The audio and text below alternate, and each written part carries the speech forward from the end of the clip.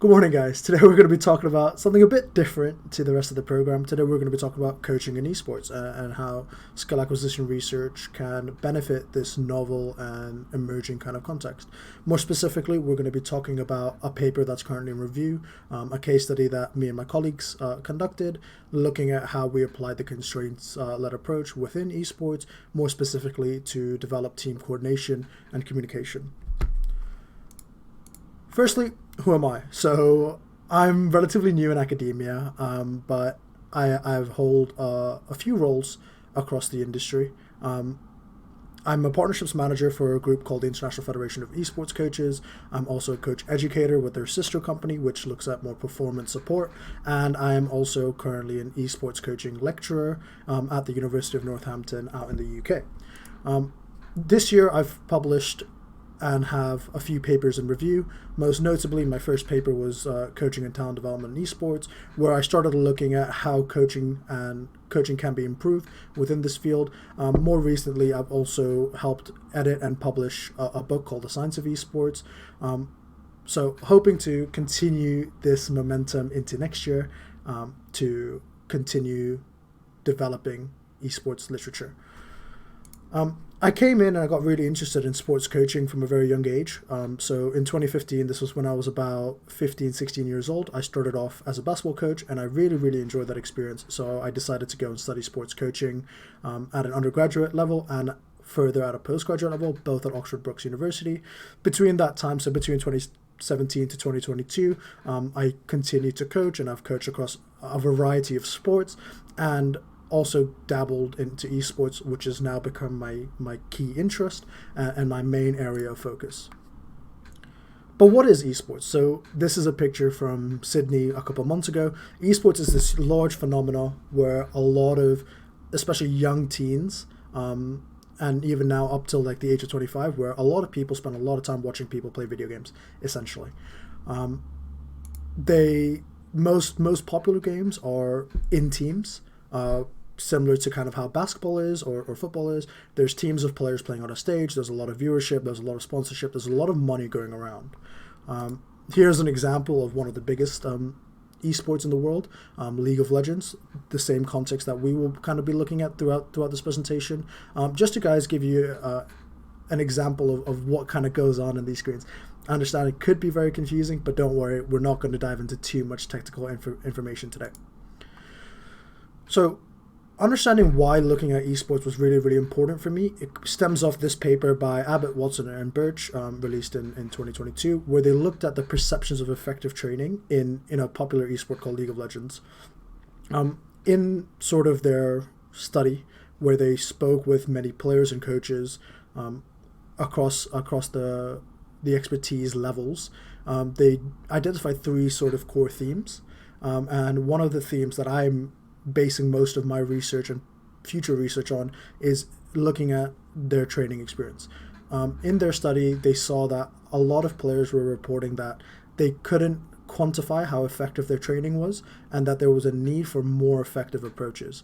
Understanding this and being able to translate my experiences between traditional contexts, so when working in football, basketball, and throughout my education, I was always taught about the constraints-led approach, and I thought, why don't I look at applying CLA within this new novel environment? Would that be seen as more effective? Is it even possible? And how it would look? So to understand more about the context, kind of have to explain a bit about the game to you. So here's like kind of the map of the playing surface. So this is what a game of League of Legends kind of looks like.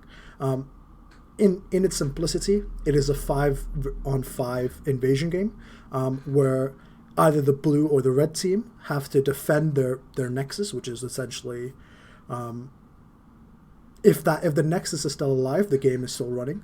It is the final objective, and they combat against another 5. So it's an open situation where they will knock down towers and structures, and they will accrue certain points within the game to help them defeat the enemy nexus. I like to kind of make the comparison that it's kind of like bench ball, if we ever played that in recess or in PE. It's quite similar to that in some regard. Within the study, I was working as a performance coach within a semi-professional team based out in Europe. Our roster consisted of 5 players, 5 males, and they were between the ages of 17 to 24. And all these players were deemed experts in sort of the context.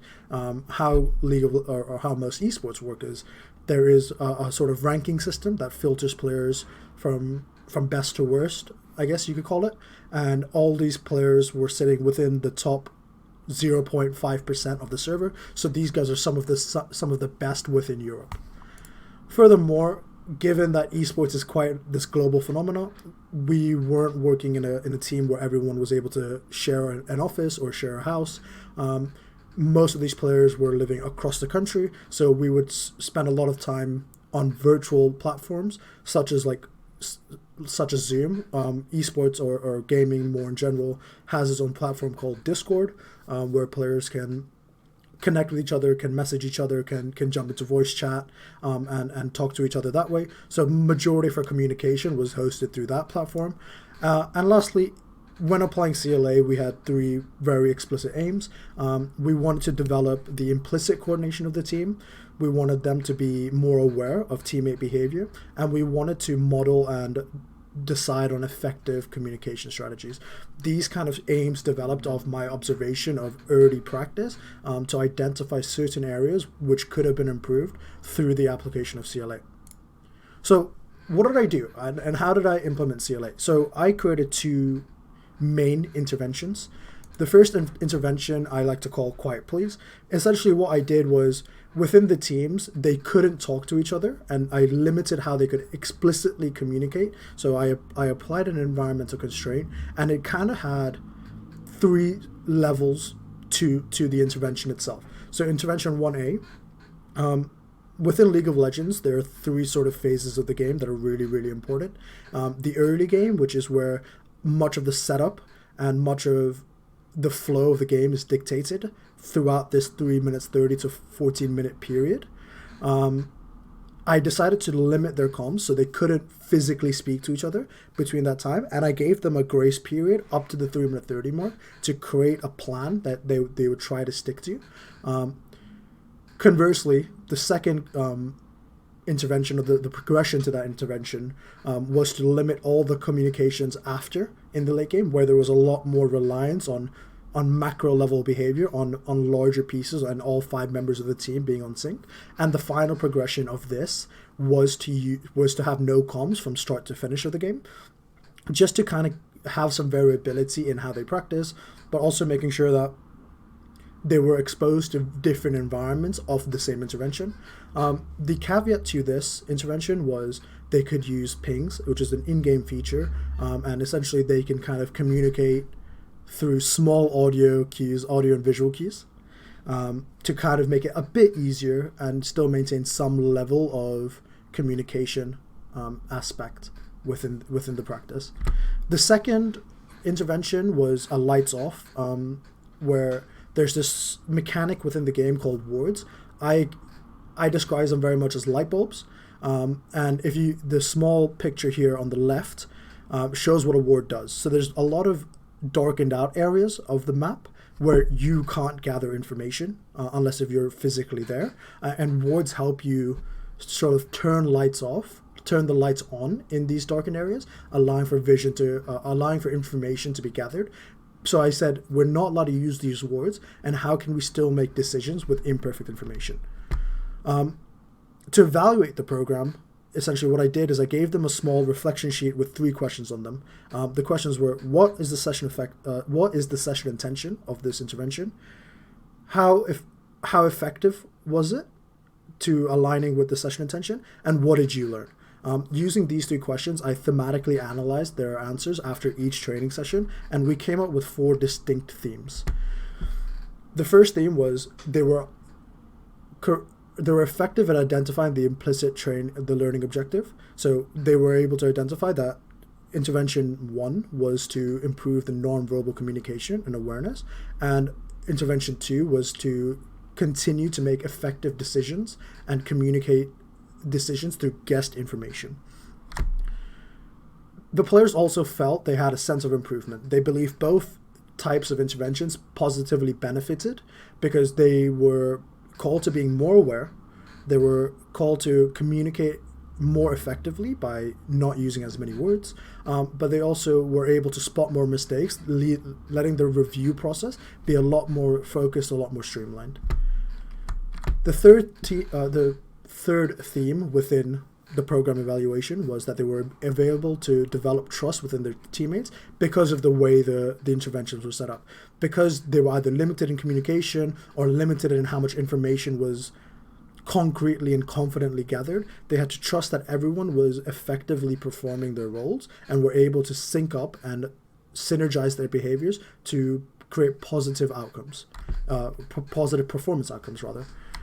And the last was because they were in a very novel environment, many of them haven't trained in this kind of way, there was a lot of instability, there was a lot of unfamiliarity, and by applying CLA, they did feel, the first time when they were training, they did feel a bit of what is going on. They weren't really sure if they were doing it the right way, but they understood that even though the game was harder to play, they were more focused on developing certain skills that when translated and when put into a highly representative environment, this was beneficial to them. So to summarize this presentation, we have to understand why esports. Esports is, again, this really, really novel field. There's not a lot of research there. Looking at talent development, looking at expertise, looking at effective coaching practice, and studies like these are one of the first in its kind. I think there's a lot of literature out there within traditional sporting context that practitioners are effectively translating, but it would be nice to have a body of research that was specific to the esports context.